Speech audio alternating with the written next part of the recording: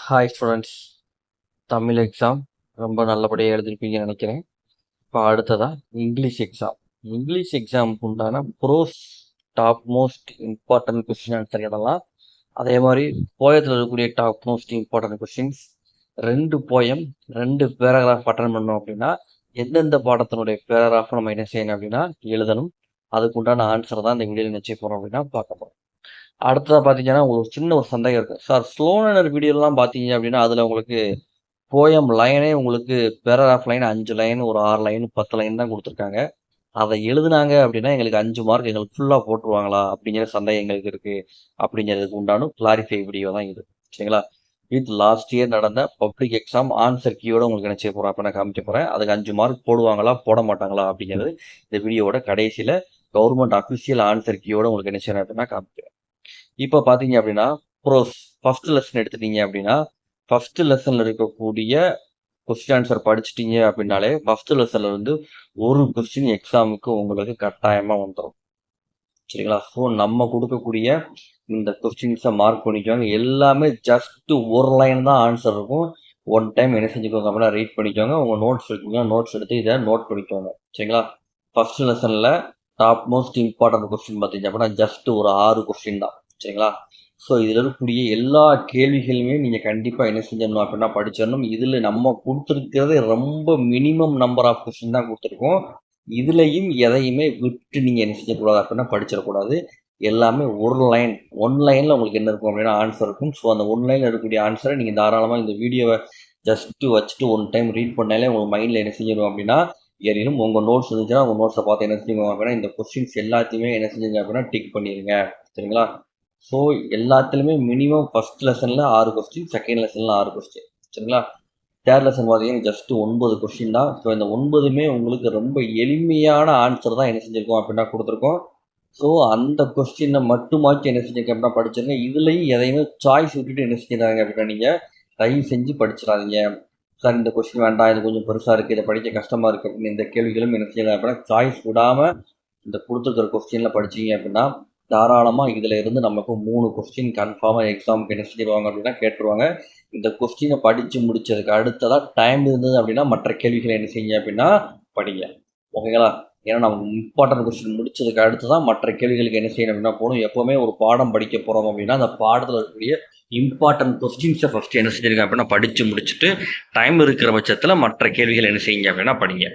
அடுத்ததாக பார்த்தீங்கன்னா உங்களுக்கு போயம் கொஸ்டின் ஆன்சர் கொடுத்துருவாங்க உங்களுக்கு. ஸோ அதுலேயும் நீங்கள் 3 எழுத போகிறீங்க. ஸோ உங்களுக்கு எத்தனை மார்க் அப்படின்னா 6 மார்க். சரிங்களா?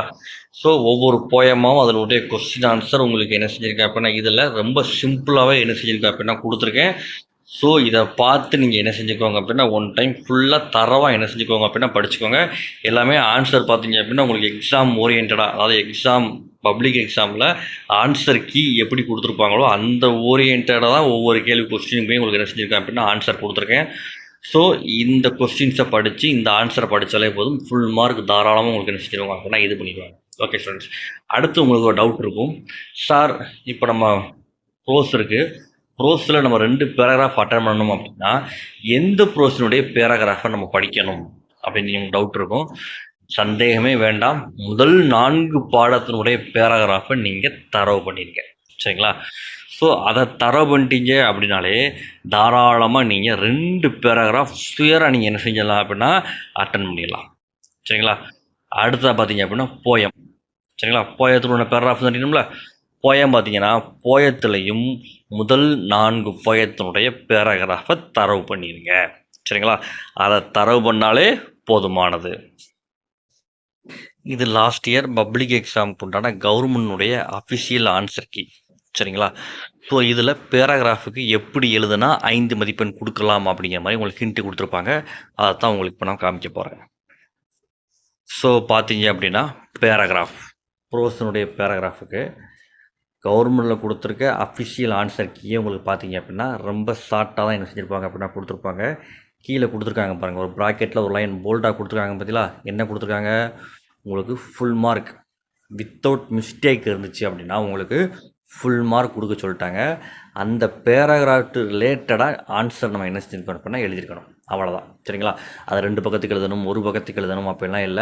ஒரு 10 லைன் எழுதினாலும் அந்த 10 லைன் மிஸ்டேக் இல்லாமல் கரெக்டாக அந்த பேராகிராஃப் ரிலேட்டடாக இருக்குது அப்படின்னா உங்களுக்கு கன்ஃபார்மாக உங்களுக்கு 5 மதிப்பெண் என்ன செஞ்சிருவாங்க அப்படின்னா கொடுத்துருவாங்க. சரிங்களா? அந்த சீகள் ஃபஸ்ட்டு லெசன்லேருந்து தான் பேராகிராஃப் என்ன செஞ்சுருக்காங்க அப்படின்னா கேட்டிருக்காங்க. சரிங்களா? அதே மாதிரி தான் உங்களுக்கு கீழே கொடுத்துருக்காங்க பார்த்தீங்களா? ஸோ அப்போ பேராகிராஃப் நீங்கள் எழுதக்கூடிய பேராகிராஃபை நீங்கள் மிஸ்டேக் இல்லாமல் எழுதிட்டீங்க அப்படின்னா கன்ஃபார்மாக உங்களுக்கு 5 மதிப்பெண் கொடுத்துருவாங்க. போயம் பேராகிராஃபும் அதே தான். வித்தவுட் மிஸ்டேக் நீங்கள் எழுதிட்டீங்க அப்படின்னா கன்ஃபார்மாக உங்களுக்கு 5 மதிப்பெண் ஷியராக என்ன செஞ்சிருவாங்க அப்படின்னா கொடுத்துருவாங்க. ஸோ பயப்படாமல் நீங்கள் ஸ்லோ லேர்னர் மெட்டீரியலை பார்த்தே நீங்கள் என்ன செய்யலாம் அப்படின்னா பேராகிராஃப் நீங்கள் படிக்கலாம். இதே மாதிரி வேறு எந்த இதுக்கு உங்களுக்கு ஆன்சர் கீ தேவைப்படுதுன்னு சொல்லுங்கள். அந்த வீடியோ அப்லோட் பண்ணிவிட்டு வித் ஆன்சர் கீழே உங்களுக்கு என்ன செய்யணும் அப்படின்னா காமிக்கிறேன். தேங்க்யூ ஃபார் வாட்சிங் ஸ்டூடெண்ட்.